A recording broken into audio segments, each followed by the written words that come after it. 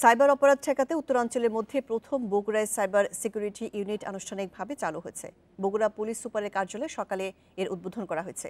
এ বিষয়ে আরো জানাতে বগুড়া থেকে যোগ দিচ্ছেন সহকর্মী সুমনা হেমব্রম। সুমনা, উত্তরাঞ্চলে এই সাইবার ইউনিট কিভাবে তাদের কার্যক্রম পরিচালনা করবে, এই সাইবার ইউনিট প্রতিষ্ঠা নিয়ে বগুড়াবাসী কি বলছে? এবং বলা হচ্ছে যে দেশের বিভিন্ন যে কোনো প্রান্তের সঙ্গে সাইবার অপরাধ কাজ করবে, এই ইউনিট সাইবার অপরাধ নিয়ে কাজ করবে, এটি ঠিক কিভাবে হবে?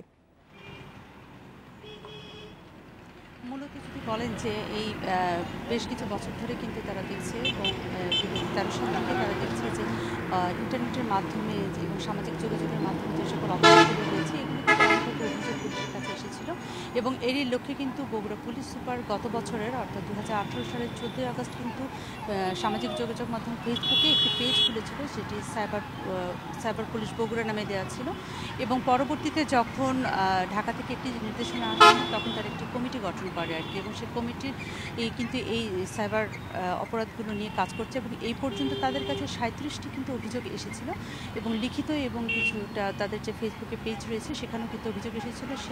তারই আলোকে কিন্তু তারা কাজ করেছে।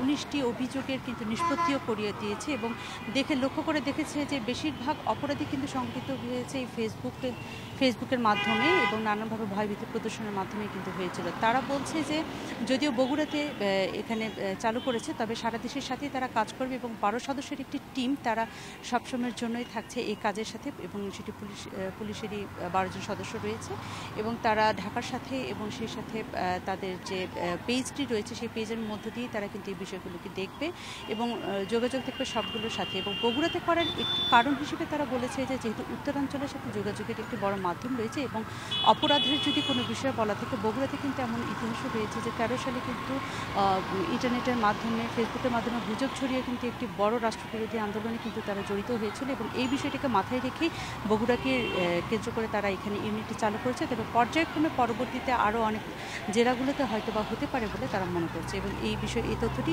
আমাদেরকে জানিয়েছেন আজকের এই অনুষ্ঠান থেকে। বগুড়াতে সাইবার ইউনিট চালু হওয়া নিয়ে জানাচ্ছিলেন সুমনা হেমব্রম। সংবাদ